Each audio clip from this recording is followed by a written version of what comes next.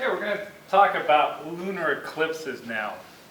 A lunar eclipse occurs whenever the moon passes into Earth's shadow in space. So in our configuration here, here's the sun over here. I'm going to make the sun a little bit bigger. Remember, this is not to scale, but just to represent what's going on here. And then we have the Earth out here. And then the Earth casts a shadow into space. Actually, it's a conical shadow. It makes a cone back into space. So if you draw a line, a straight line, from the top of the sun through the top of the Earth, straight line, it comes back like this. From the bottom of the sun to the bottom of the Earth, it comes through like this. Now you can also go the other way. You can go from the bottom of the sun through the top of the Earth, and from the top of the sun through the bottom of the Earth. All right, what that makes over here, remember this is the Earth here, is it makes a shadow, and in the interior part of the shadow, this is the cone I was talking about, this is called the umbra. In the umbra, the sun is completely blocked. It doesn't matter where you are in here, you cannot see the sun at all. You're totally in shadow. When you're up here in the outer part, this is called the penumbra, then you can still see part of the sun, but part of the sun is blocked off. So if I was up here, I could see the top of the sun, but I couldn't see the bottom of the sun. Vice versa, down here I could see the bottom of the sun, but not the top.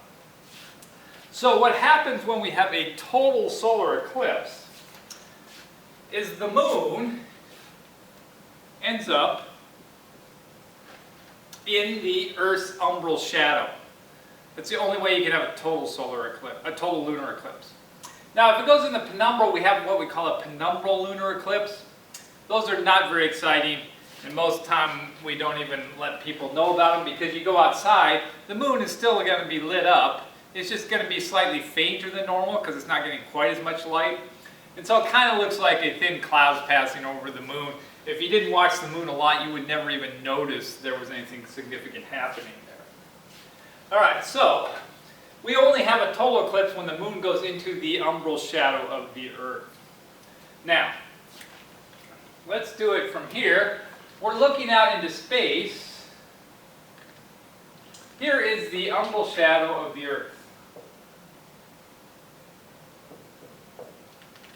Umbral shadow of the Earth at the moon's orbit. Okay.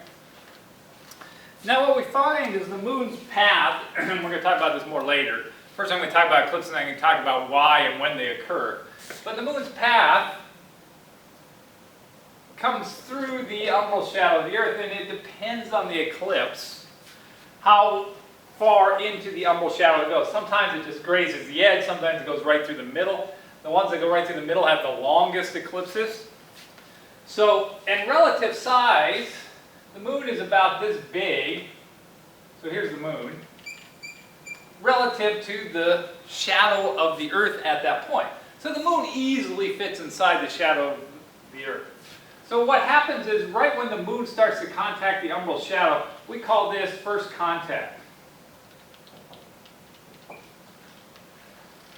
And then second contact occurs when the moon has gone completely inside. So the moon is moving this direction. Okay? So this is what's called second contact. This is when what we call totality occurs, when the moon is in here. Is in the umbral shadow. Or it's actually between second and third contact. So the moon keeps moving across, then it gets to this side over here. This is what we call third contact. And then as it passes out to this side, this is called fourth contact. So the eclipse goes from first contact to fourth contact, but totality only occurs from second contact to third contact. Now for the moon, this can be over an hour long. It can be quite a while it's in second to third contact. And one of the cool things about the moon being in a lunar eclipse is it doesn't go black. You can still see it. Why can you still see it? In fact, it usually turns red. Well, it turns red because the Earth has an atmosphere. Remember, this is not drawn to scale. The Earth has an atmosphere. Our atmosphere is actually very thin relative to the size of the Earth, but it's enough so that sunlight can come from the sun, go through the Earth's atmosphere, and it gets bent, or what we call refracted, and it still hits the light. Still hits the moon, I mean. Refracted through Earth's atmosphere.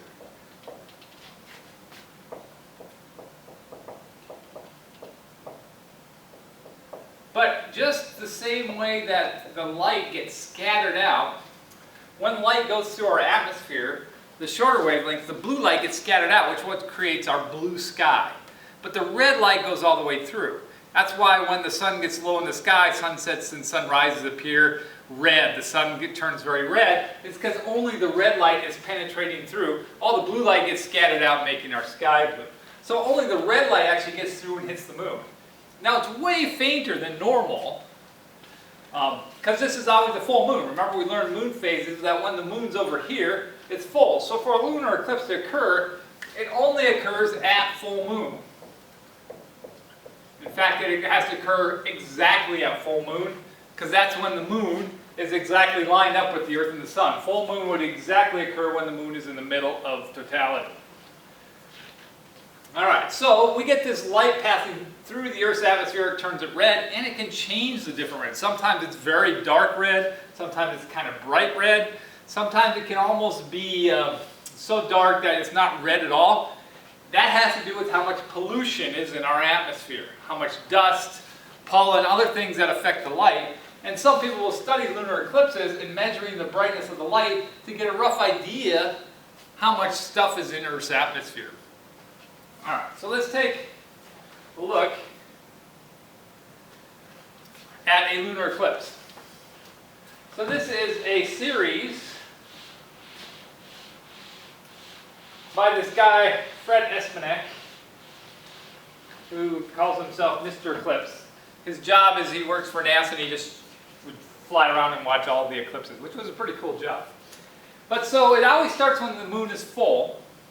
Notice here, now this is right when this is right past first contact. So the moon is entering into the Earth's shadow, the Earth's umbral shadow. Notice that we have a very soft edge to our shadow. We don't have a crisp shadow. That's because we have an atmosphere of the Earth. It disrupts the light, so you don't have a nice crisp edge. And then as the moon, remember the moon is actually going this way, so our picture is going this way. It's entering into the Earth's shadow. A couple more things to notice. Notice that the shadow has a curve, because the Earth is curved. And it's not really like phases, because phases of the moon would always go with the top and bottom connected. So if you have a crescent phase, it goes like this. Here you actually cut it off all except for a little part. So that's why even ancient people could tell this was not just going through phases real fast. This was actually something blocking out the light. And then once you enter into the umbra, the moon turns red or reddish, orangish color. Again, depending on the amount of pollution in our atmosphere. And this can last anywhere from 10 minutes to like over an hour, depending on where it hits in the umbra. And then it starts to come out the other side, and you see the exact same thing on the other side. So, here's another picture. This is two different eclipses. Right? Notice the moon is slightly bigger than one than the other. Those are made to be the same size.